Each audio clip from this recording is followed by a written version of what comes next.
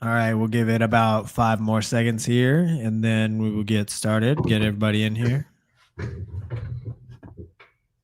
All right, and here we go, everybody. Good evening, and welcome to episode 165 of In the Pits Paintball Podcast. This podcast is focused on everything that has to do with the paintball scene here in Texas, from professional players and teams to new divisional programs, local tournament series, field owners, Texas-based brands, even photographers and videographers. Every week, we'll have a short and sweet episode with a new topic and new special guest. I'm Christian Dallas Smith, and this episode we're going in the pits with Jesse Stevens, pro player for AC Diesel. Jesse, how are you doing this evening? I'm doing great. I'm happy to be here, Christian.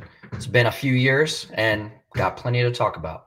Yeah, absolutely. I know, we tried doing this last week before the event. I don't know what happened to the recording.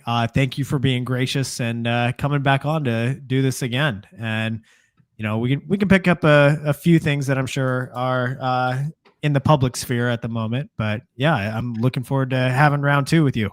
Absolutely. All righty. So we'll go ahead and get started.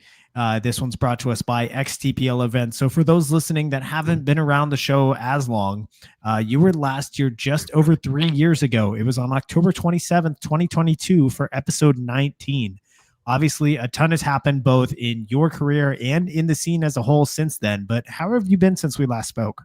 I've been crazy busy. So in the middle of 2023, I ended up leaving X Factor for AC Diesel. I've been there for the past 2.5 seasons, and I've been heavily involved within the local scene out here in San Antonio, Texas. So in 2023, I got heavily involved in coaching with a team by the name of Jackpot, and Jeremy Zimmerman and I were able to help that team achieve some really incredible feats. They snuck in there at the end of the season and took 2 first places and a 3rd place. They won World Cup, and then they won the series in 2023. So in 2024, I decided to mutually part ways with the team, and I ended up beginning to coach the Gunners out of San Antonio, and really interesting stories. So I have been around that organization, and one of my former players from Jackpot, John Trevino, who helped me get started with them. I've been around those guys for a long time now, dating back to when quite a few of them were playing for a team by the name of Innocent Bystanders. Started coaching them in the beginning of 2024, and actually towards the end of 2023, I started the Drill Nights out in San Antonio, and it snowballed from there, and the Gunners actually grew as a result of the Drill Nights, and started out with about 10 guys, had an amazing season in 2024, and ended up in 2nd place for both the NXL and the USXBL series. Lost the USXBL series by half a point. That was pretty crazy, but had an absolutely incredible run that led to this past year, 2025, and ended up just sealing the deal, winning the series at World Cup. So it's been an awesome run. We've taken the organization from 1 team to now 3 teams. So it's grown exponentially, and it's been a hell of a run. It's been a hell of a ride. I couldn't be more blessed and thankful to call the team family and see a lot of these kids just grow into absolute monsters. Really pride myself in having some of the best young talent in the South Texas area, probably the nation, to be honest. I think we're chock full of talent and set up for the future. So it's been really rewarding and fun. But yeah, coaching has been this incredible chapter of my career, aside from my professional career. And it's really lit a fire under my ass. It keeps me going, keeps me young. So it's been fun. I really enjoy it, and I enjoy the group I'm with. That's awesome. Yeah, I know I was around you guys for what time I could be there to help out on Sunday, but like those guys, having them as our scrimmage partner leading into World Cup, They are very hungry. And for that camp, as large as it is, to be as consistent as they are across the board, just shows the amount of hard work that everybody's put in and the culture that you have installed with them. And I do want to touch on a little bit on, excuse me, on that culture. We're going to actually skip around a little bit just because we brought it up on the list of questions that I gave you. So this one's brought to us by Mariachi Aguilas de Oro. So coaching the Gunners, they've been a consistent top contender all season. They just won the NXL series. They were in the running for the USXBL championship as well. And they were also one of the Champions Cup teams at World Cup. So what do you think are the keys to creating a consistently high standard in a young organization like that? Well, you have to install the system, and a lot of it just goes back to the hard work. From the get-go, it started with the drill nights in 2023 and blossomed into what it is now. I mean, it's grown exponentially since then, but a lot of these guys have that hard work instilled in them, and it shows in the grind. I mean, we're out there probably more than any other team, whether that's practicing other teams or just ourselves, getting out there first thing in the morning, getting the field set up and just going at it, talking about paintball, breaking down fields, and just having those constant conversations.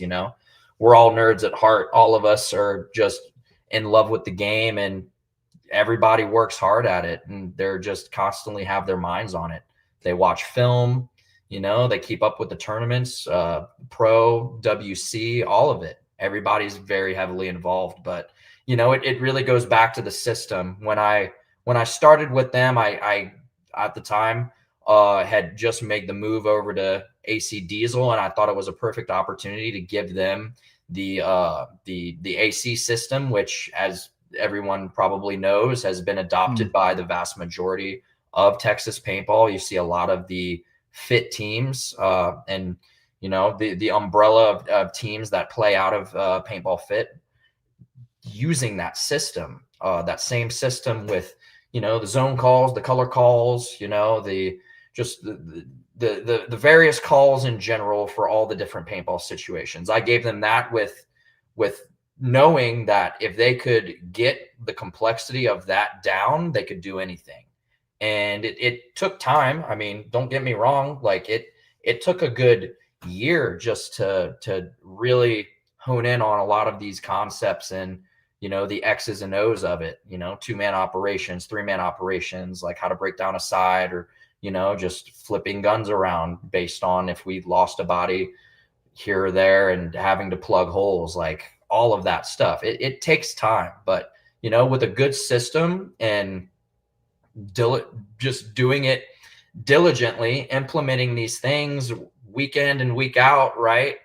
And just playing tournaments, having to learn those tough lessons and build throughout a season. It's not just about one event. It's about, the story of several events having to grow and build on each one of those. It's been a process, and the guys have really adopted it and have grown tremendously from it. As players, as coaches, even like you're going to see quite a few of the Gunners guys like out there this weekend at the 3-man, helping one another out, scouting or coaching, playing, all of it. It's been fun. But everyone's built off of the system and built confidence from that. And it really just goes back to the work that's been put in and building and branching off of, all the little pieces that I've been able to give these guys over the years. And it's been the funnest little science experiment I've been a part of. So I like the emphasis there on hard work first and foremost. Paintball is not an easy game. It is a simple game. Whenever you start to understand it on a deeper level, it is simple, but easy it is not. Not just with the game plan and how like the decision-making aspect is probably the more complicated, but not to put any, not to say that the physical mechanics of it all are easy to execute either. It does take time to learn those things. And on top of it, learn how to master your adrenaline to where you can still function and think and communicate and remember to breathe and keep an eye on the clock. It's all encompassing. All of it. Yeah. And it takes a lot of time to get comfortable in the high intensity of it all. Right. But having that structure that you have brought in with the AC system that I think not just in Texas, I think a majority of the country now have adopted some form of, zone calls, color calls. The Rickies and Lucy's. I hear everyone using that. Like, it's so funny. But it's just different. The different elements of the system being implemented by other teams, and obviously the local teams. It's cool, and then building off of it. Yeah, for sure. So this one is brought to us while we're talking about the Gunners. This one's brought to us by Paintball Kumite, Colt Roberts and his training regimen. So the paintball season is a long season. It's longer than most other sports out there. I mean, tournaments are running from March through November. If you're just playing the NXL circuit, if you're playing in Texas, there's tournaments every single month, and it seems like just about every single weekend of the year, depending on what city you're in at the time. And so how is it that you keep the fire and the drive going in the teams that you coach throughout that entire year? Well, for me personally, I'm year round. I'm consistently playing tournaments. I will be playing the 3-man this weekend with some of my Gunners guys. And then I'm going to MXL the first weekend of December with the TJ Bastards. So, I mean, for me, it's just an ongoing thing. I'm never satisfied. Really wasn't satisfied after this past World Cup and my own personal performance. So just you get a few days to, just sit on it and let it marinate. And then you're back in the gym, you're back to work. I was at the field last night. I wanted it. So, I mean, for me, this all goes back to kind of the beginning of my career and what was instilled in me and just how I go about things. And I'm just constantly hungry. And for me, it's never good enough. So I'm always out there regardless. I don't take much time off. And it's hard to really instill that into other people. You have it or you don't. Thankfully, a lot of my Gunners guys have that, and they're just dogs, and they want to get out there and they want to get after it. I try and lead by example. I try and stay persistent with it, and I'm out there and I let them know, hey, I'm here. If you want it, come and get it, So thankfully, a lot of them answer the call and they want to be a part of that. They want to be out there with me or out there with one another, grinding and, pushing one another. So it's very cool. I'm thankful for it. I'm really appreciative that I have a group of guys that are like-minded and all hungry and want more. So it's like I said, like it can't necessarily be taught. You can try and lead by example and see who follows, but these guys are competitors. And like a thing I try and do in our Discord, I'll send them Instagram reels, whether it's motivational speeches or, a Michael Jordan quote or clip from The Last Dance or some HBO sports documentary, something. I mean, I follow sports pretty close. I'm usually sending them something from Ray Lewis, football related or basketball related. Obviously, we have some ties to the city of San Antonio with the Spurs and all that. You can see it in our jerseys. So I try and push, sports psychology and all that stuff on them. So hopefully that helps. That's resonated and helps marinate a little bit with some of these guys' mindsets. But yeah, that's what I try and do.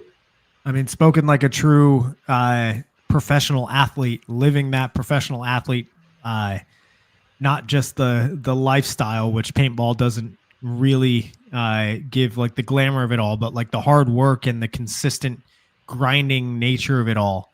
Yeah. That consistency is probably the best thing for anybody out there. And speaking of anybody out there, this one's brought to us by Jared Sherman and his website, texandhemp.com. Do you have any advice for any aspiring coaches or leaders out there? Well, I would start with figuring out your whys. Why do you do this? Again, go and watch a damn sports documentary and figure out like what motivates you, what puts a fire under your ass to continue to push forward and chase whatever it is that you're after.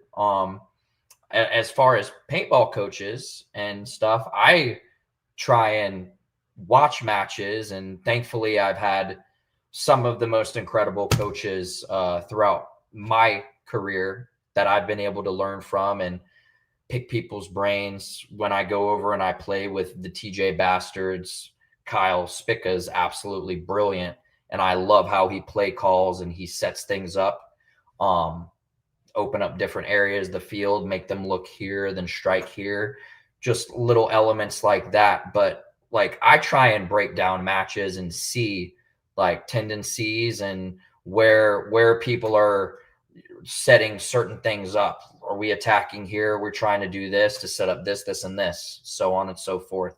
You can start by watching film, watching some of the top teams play. And I know like in today's game, you get these fields where it's very minute changes, details, back center shooting this way or that way, stuff like that. But just how it kind of gets played out in the middle game to late game, and seeing, how certain things open up. Now, the game is very complex within itself, but you can get these fields where certain different things can happen, right? Certain things are definitely going to happen, but you can get exotic and start throwing crazy stuff out there. And that's where coaching gets fun. Now, a lot of newer coaches, I don't think they experiment enough just in a practice setting where you can actually try and set things up and try things to then open up other things. Like that's something you can definitely do.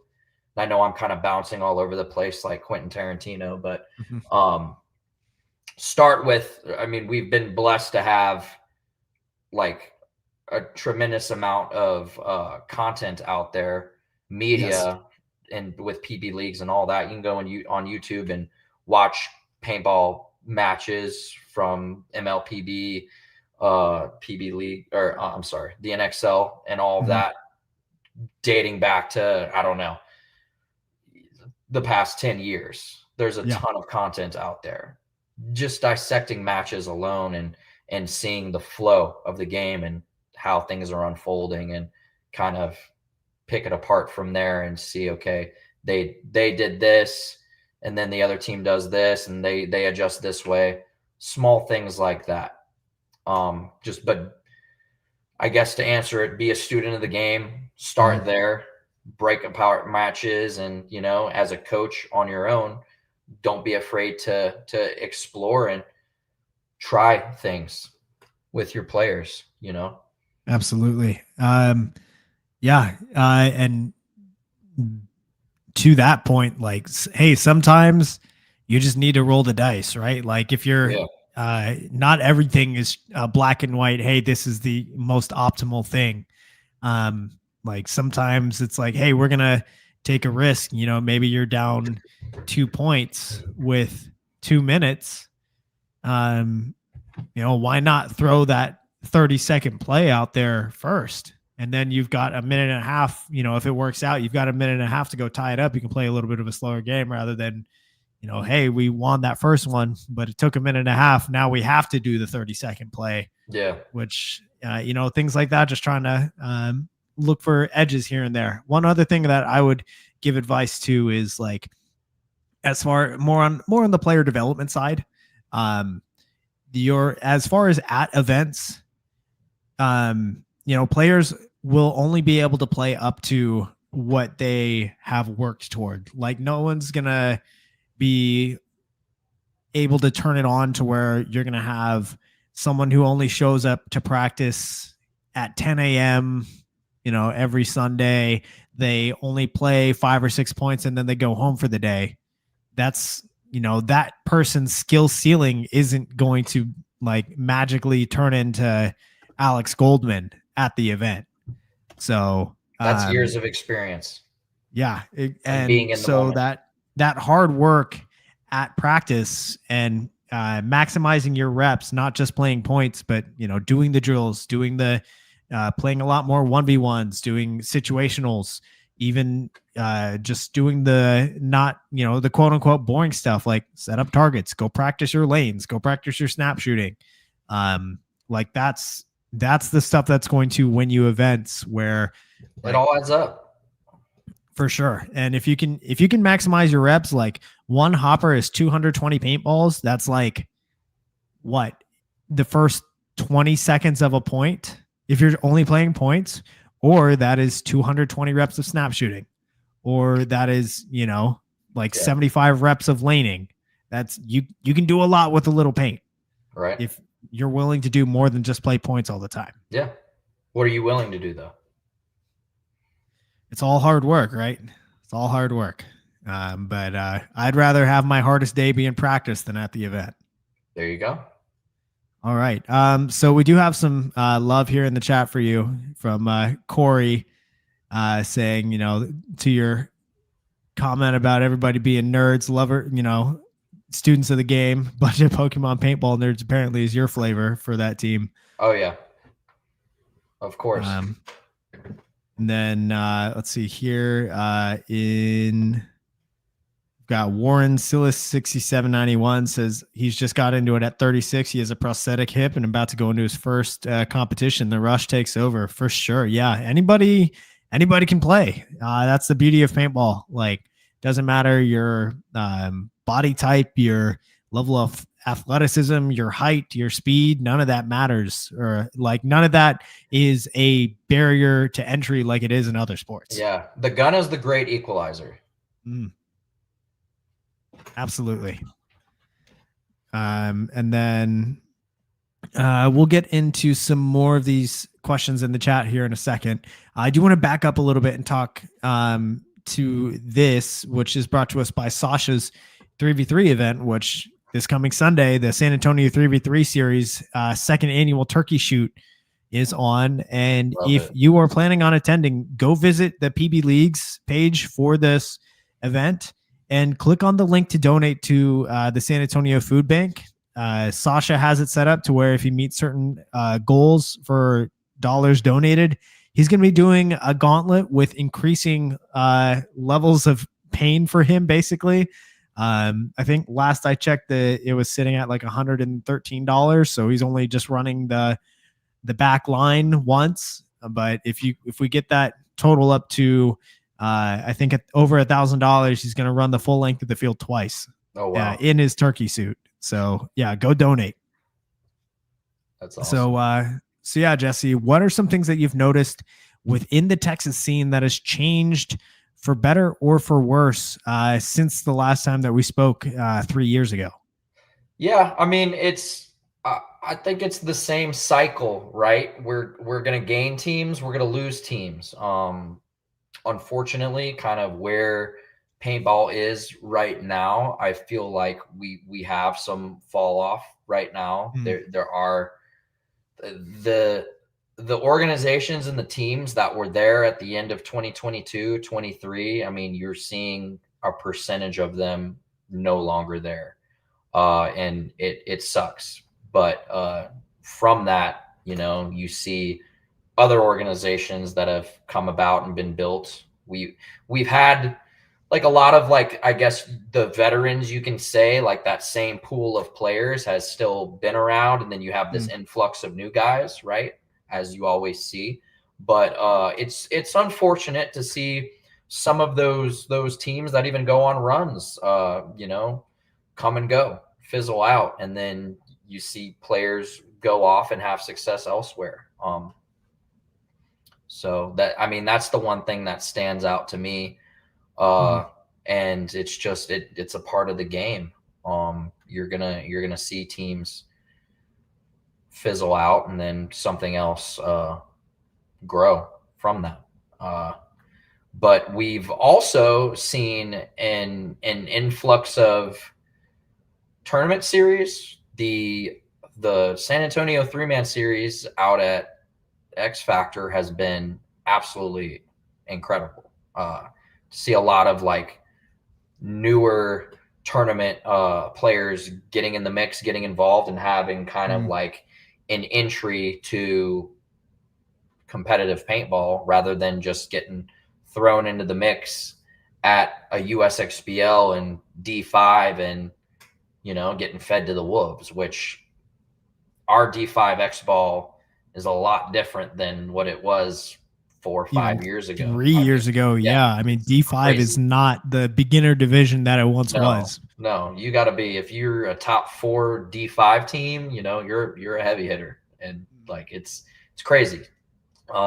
Like some of those D5 teams that are competing now, like my Gunners team last year was a top 2, like finals D4 team in 2021, you know, like no ifs, ands, or buts. It's absolutely insane, the talent level, and like even going out to WC and seeing what it's like out there. It's the talent is insane now. So seeing these different series pop up, you know, Fit does a great job with the XTPL over there and their mech ball leagues and all of that. It's highly competitive, and now we have something in San Antonio that's grown and something we can be proud of. Sasha's done an absolutely amazing job with that, and it's very cool to see like a competitive series where, you know, it's an easy day, it's 3-man, you know, we're not out there all weekend long, but it's competitive. I mean, there's hundreds of people walking around, and, you know, guys are scrapping for it out there, and it's a good bridge to get to 5-on-5, you know. Absolutely. So I think that's been huge to have that. And obviously I touched on like all the media and whatnot. Like we've had blow up out at X Factor for the longest time. We didn't have a lot of that, and now we have several videographers like pumping out content out there who are running around, and, you know, we truly have a competitive scene, and a lot of positives going on right now, a lot of great things happening. So it's absolutely, it's yeah. good. And to your point of like Sasha's 3v3 event, like looking at the registration, they have 42 teams. It was going to sell out at 46 the week after World Cup. They are 4 teams away from completely selling out the event. Yeah. This is the Sunday before Thanksgiving as well. Like, this is just an absolute, what should be a calendar black hole for any tournament series out there. And Sasha's out here like damn near selling out the event. Yeah. And which is just incredible. Like, his execution, but also like it showed that like this is something that the region has been needing for a long time, and finally fulfilling that need, and giving a lower barrier to entry to get these new players in it's awesome. And I'm looking forward to reffing it this weekend once again. It's gonna be fun. Yeah, I'm excited. It's great for the community too. Everything he's doing is awesome. And, you know, we all giving a deposit some way, shape, or form, like just getting involved with it, helping out, paying it forward, you know, helping the new generation get ready to go. It only helps us continue to build this, so that we don't just see teams fizzling out, you know, and moving on. Like, we can keep this thing going and growing it. It's awesome. Absolutely. Yeah. So this one is brought to us by the Splat Zone Trinity 3-man. Speaking of 3-man series, the one over in Houston that Jaybird's been putting on has been great as well for the Houston scene. So I know you've talked a little bit about it. So 3 weeks ago, you made the trip over to California to compete in the WCPVL. and you ended up winning the championship event with the TJ Bastards, and you got to work alongside your teammate Kyle Spica, who was behind the clipboard for your team. So how did that event go for you personally? It was awesome, to be honest. My second WC, I had never been able to get over there. I hadn't been able to get over there in the past few years. My points were too high, but was able to sneak in there. I was right under the threshold, and Kyle had asked me to come out. And the previous tournament, we had lost in the finals to Collision, and this last one, thankfully, how it played out, our first day we struggled. We went 1-1.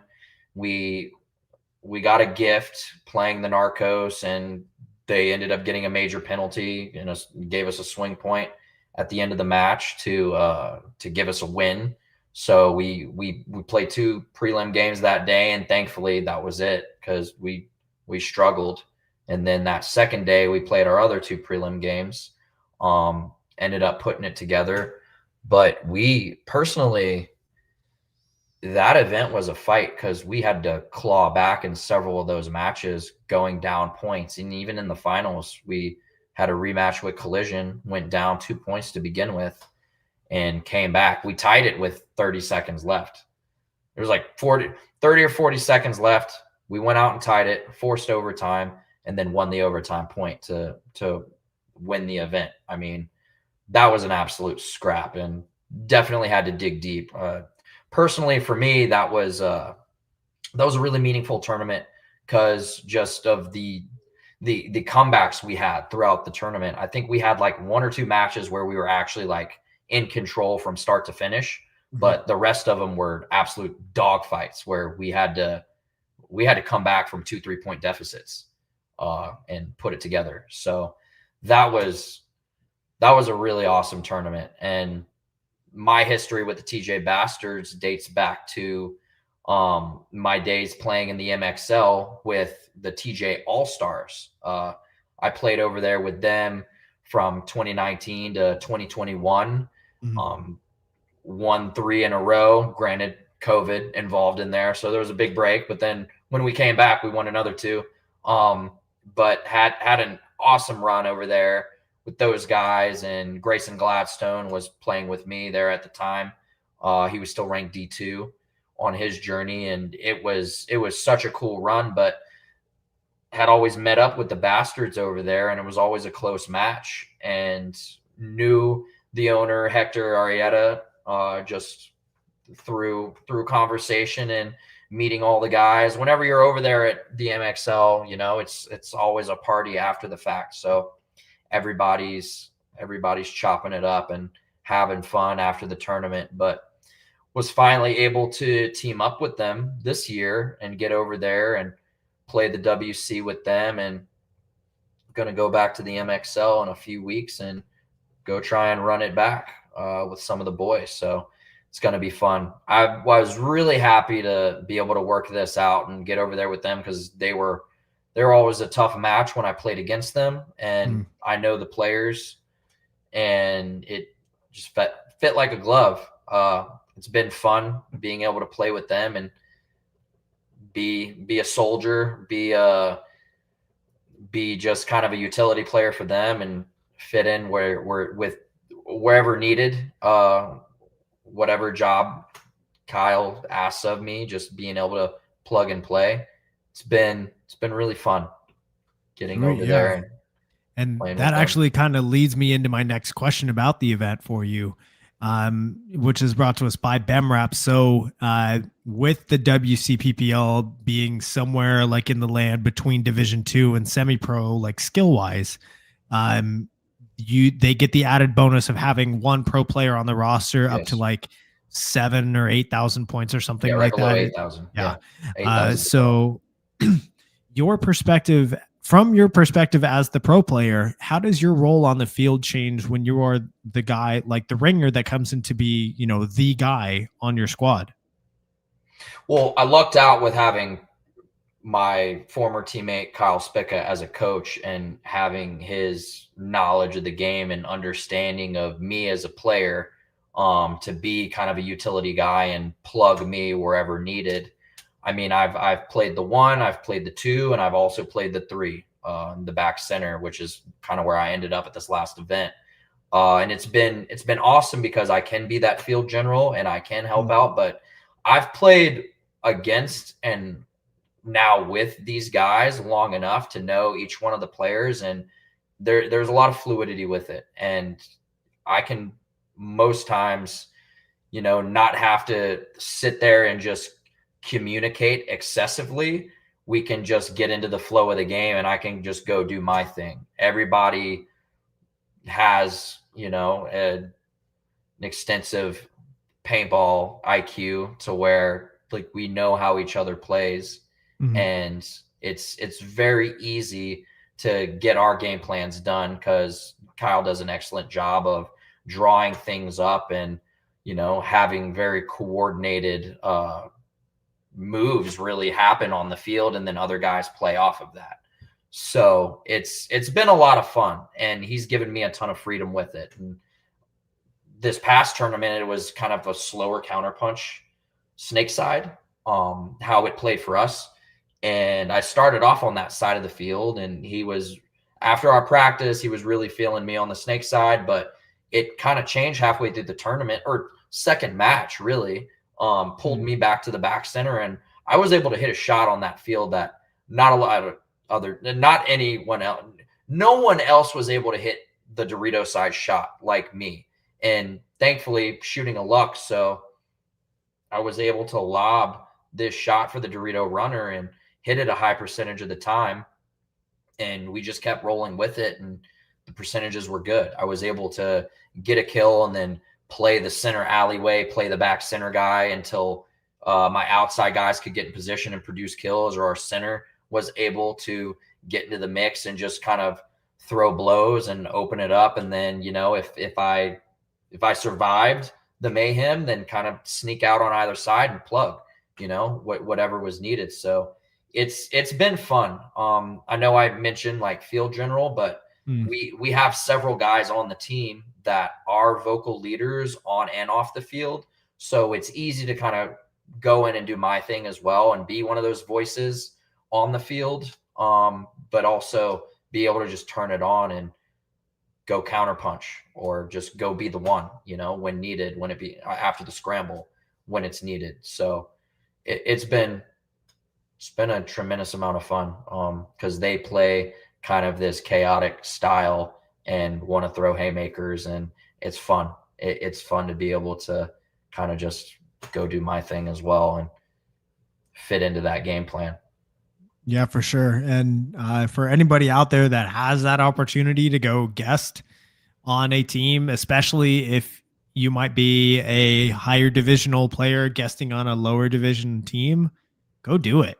It's going to make you so much better as a player and help you read and react so much more. And if you're that kind of player that only ever plays the snake 1 or only ever plays the back center, like you should take advantage of being thrown in different spots to, just get that experience and start seeing the field a little bit differently. Start learning to use the other pieces on the field to your advantage and put things together. It's gonna make you better, and it's gonna give you things that you can then bring back to your main team. Yeah, expanding, different areas of your game and adding that to your arsenal to evolve as a player, right? Everybody needs to do it, not just play the 1 or play the 3 or whatever, move around a little bit and see things from another guy's perspective and his position. And in turn, it helps you play your position better, right? It's for sure. It's just kind of part of the journey, right? But it's been awesome. It's been awesome to be able to play different positions. It even happened on Diesel this year. I moved back to the 2 these past couple events, and just helps me expand my game and understand the game a little bit deeper. Coaching has also done that for me. For sure. See it from that outside perspective and see the X's and O's and how things work out. And it's part of the evolution. It's very cool. Yeah. Then you start to get to realize how positionless paintball really is at the high level. Yep. So Throughout your entire career, do you have a single favorite moment? There's been several, but the 2019 season with X Factor was very special. We won the series that year, and we had a back-to-back win in Philadelphia and then in Chicago. And for that Philly win, my entire family was there. And that was like our first win on X Factor in a number of years. I think it was like 7 years, 6 years since we had won. The run last year with Diesel at World Cup was special because we had this insane year, started the year in 2024, last place, and then to go on a run and get third was awesome. It was such a cool turnaround. Coaching the Gunners has been such a peak pinnacle moment because I've watched several of these kids literally grow up in front of my eyes and become young men, and to see them just kind of become little monsters, assassins, it's been absolutely so much fun. It's been so rewarding and fulfilling. And winning the series definitely was such a sweet moment this past World Cup. Being able to say we were the best team in Division 4 in the world is pretty sweet, pretty awesome. Absolutely. Yeah. All right. Yeah, here in the chat we got a couple more people sounding off. J.R. Maiden says Jeremy Doan from Aftermath. Jeremy Doan. All right. Man, I butchered that name. Damn. Yeah. Right, shout out to Jeremy Doan. And then let's see. We got a couple of questions here. We'll get to one of them now. We'll get to another one in a little bit. This one is from Warren Sills 6791. He says he has the 7-man CPPS in the UK on Sunday. It's his first competition. Do you have any advice? Stay alive, shoot your gun, and talk. It's 7-man, so you got to be able to weather the storm a little bit. Let the bodies drop, and then it's going to become 4-on-3 or whatever. Just be alive talking. Simple enough. Yep. Yeah, I haven't played 7-man in years, but was able to steal a win with X Factor at the DC Open in 2012 in 7-man before it died. And even back then, I mean, it was literally do your job, shoot your gun, and live. Yeah. All right. So this one is brought to us by 71 Designs. So we're just now coming off of the 2025 World Cup. You ended up drawing the Hurricanes in your prelim bracket, who you also practiced against leading up to the event. So what things do you have to change about your preparation whenever you're practicing a team that you're going to play? You're not going to show them everything, right? You're going to try and go into the actual game and surprise them with other things. We ended up losing to the Hurricanes. We had a great practice with them. We played them only a handful of sets though, Saturday and Sunday. Just learn the field, and then we get to the event, and really it just came down to the breakout. They shot tremendously better than us, shot more bodies off break than Diesel, and that ended up sealing it for them. They did a really good job of that. And as we know, the Hurricanes are one of those teams. They're really heavy behind their guns, and that's part of their game. They're trying to kill bodies off the break. So yeah, fell into that trap. It's had their interesting. First game, and they came out swinging. Yeah, it's interesting to see like how much emphasis I feel like there is now on the breakout. Like the breakout has always been important, but I feel like especially the last 2 years, like kills off break or multiple kills off break have just become an even bigger focus.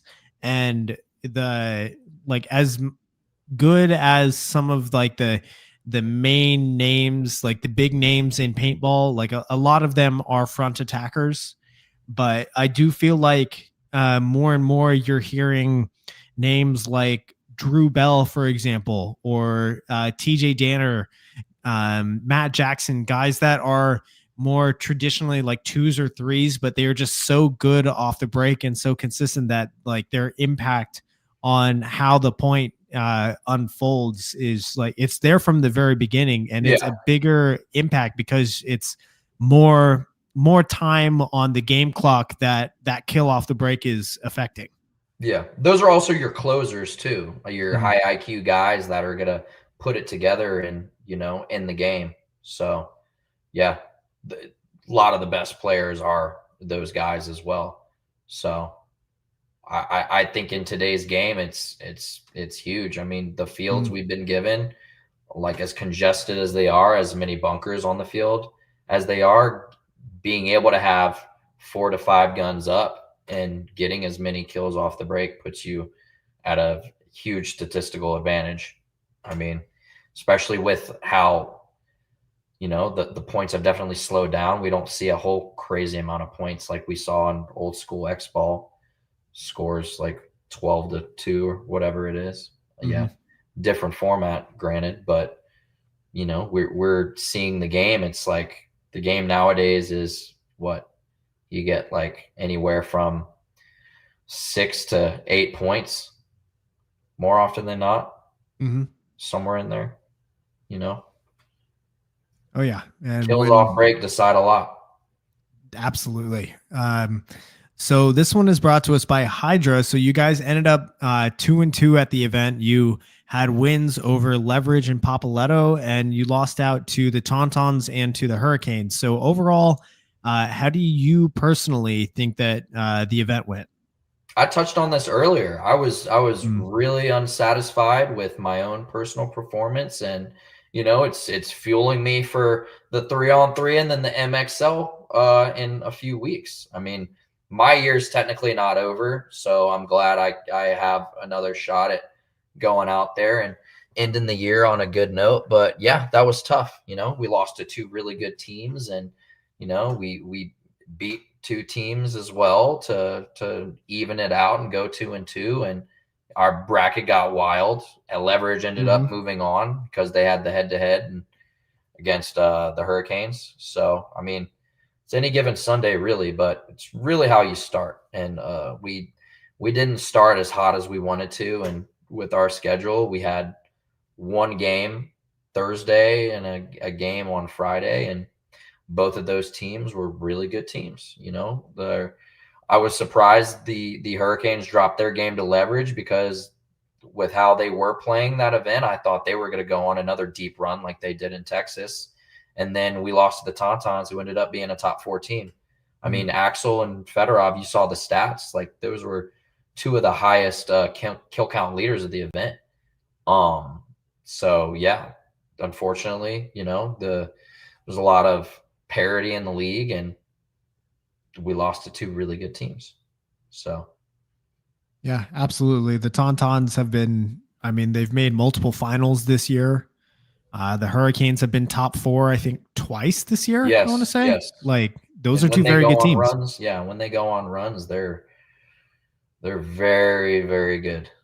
So same with the Tauntauns. And Yeah. Leverage actually played really good at this event. I was very impressed with them. Yeah, that was cool to see them make Sunday. Yeah. So yeah, the so now the off season has arrived, and already lots of rumors, lots of news is coming out. I what we're not going to do, just to give the chat some expectations, we're not going to touch on anything that's not confirmed and or not public knowledge. Yeah. The dust Just there's hasn't settled yet. yeah, there's Yeah. too much going on at the moment. Things are constantly changing. I don't first I don't want to give any inaccurate information, but also, we don't want to mess up things that are still in the works by spilling anything. But one thing I do want to touch on that has been publicly announced are some retirements on your team. We saw shortly after the event was over, your teammates BJ Henningberg and Clint Johnson announced that they are retiring from the game. So, do you want to speak on that at all? Yeah, two huge pillars of the organization, the franchise. I mean, those are two guys that you just can't replace. I mean, it's tough. It's really tough. I've played on 4 different teams with BJ, and it's definitely heavy. Same with Clint. Been around Clint for years, and he was the emotional vocal leader of Diesel outside of Mark Johnson. Incredible player in his own right too. It's tough. It's really tough seeing those guys go and move on with life. But yeah, I mean, you got to appreciate the good times and understand that, nothing's promised at some point in time. The ride does end, but, nothing but love for those guys. And I wish them nothing but success in their own lives and futures. But, yeah, it's tough, man. It's really tough seeing 2 guys like that go. Again, two pillars of the organization, but Diesel's going to keep going, and I'm excited for the future. Yeah, absolutely. And then we do have here in the chat, we have a question from, this is from Brandon Gallegos. He asks, is there any team that you are looking forward to playing next year? I'm assuming that means playing against, if anybody, any, whether it's unfinished business or just any exciting rosters that you want to match up against. I feel like it's unfinished business with everyone. I mean, I treat everyone the same. I want to win every match. It doesn't really matter to me. I don't have like deep beef with anyone, really. I treat everybody the same. Fair enough. Just looking forward to another brilliant season of paintball. Absolutely. All right. So this question is brought to us by, we do have one question here in the chat. Let's see. So this is from MRG ML6LW. Yeah. So what team do you feel would benefit from your style of play? I'm guessing that means, outside of Diesel. Yeah, I mean, I've turned into more of a utility player, especially these past few years. Still a good front player. I think anybody could benefit from my play style, and I feel like, I have the resume that shows that. I've been lucky enough to win 2 tournaments this year outside of the NXL. Granted, one in Columbia and the other at WC. Both I played different positions. So I think anybody can benefit from my play style and what I bring. I'm happy to be here and be a part of this incredible journey in league and continue to evolve my game. It's that endless pursuit for perfection, right? Yep, there you go. Yeah.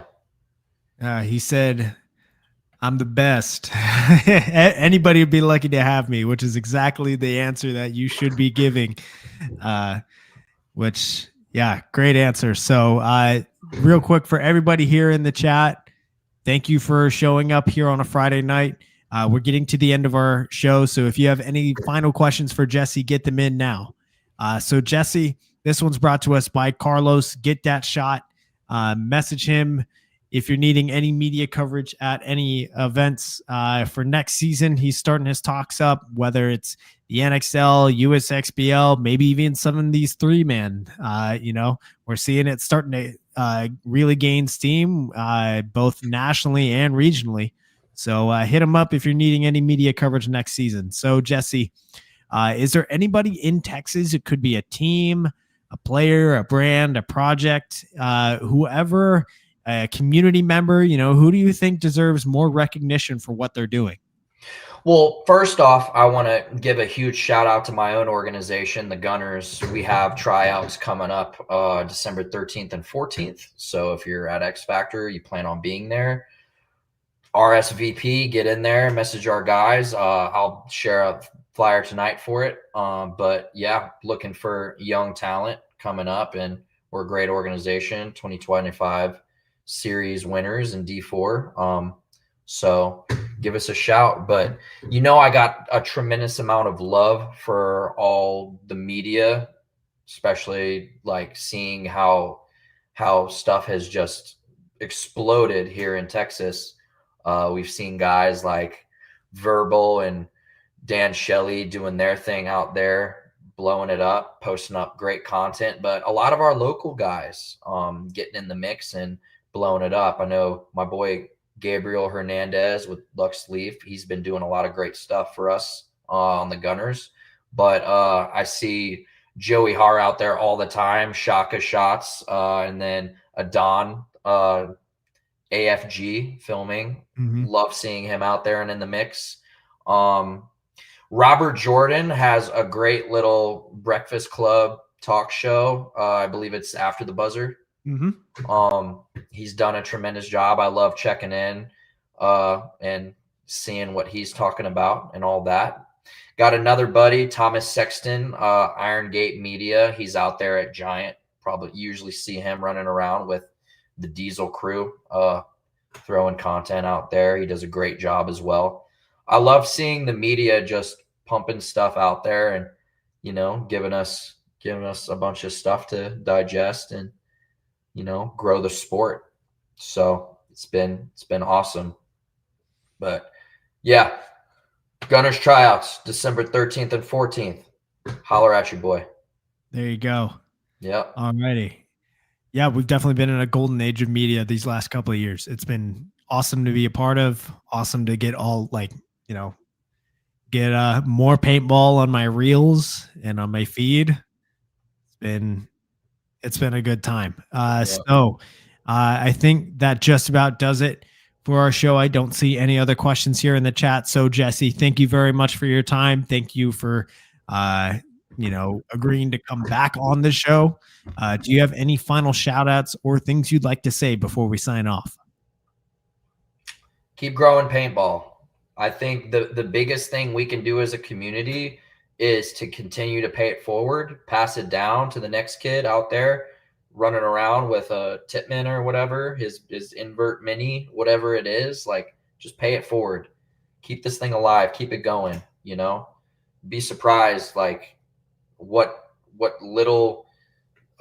how much those small little interactions, how much it does for all these young individuals who, it doesn't matter the age group, really. I say young, but it doesn't matter. Like, the little bit you can give goes a long way. So we as a whole need to continue to pay it forward and keep this thing going. Yeah, for sure. You never know, that kid that you help out might end up being you know, a teammate of yours one day. Or a player that you coach, or, you know, someday you're going to be the old guy that's been around for 10 plus years in the scene, and everybody's going to be looking to you. So, you know, what you do in the scene matters, and the dividends will pay off. So yeah, plant those seeds, go grow your local community. And yeah, I think Texas is in a pretty good spot right now. Absolutely.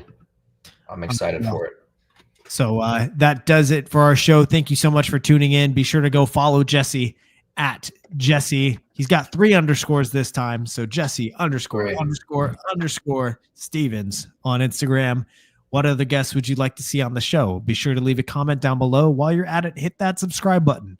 Typically, the show goes live Wednesday evenings at 7:30 p.m. Central here on youtube.com/@Major League Paintball.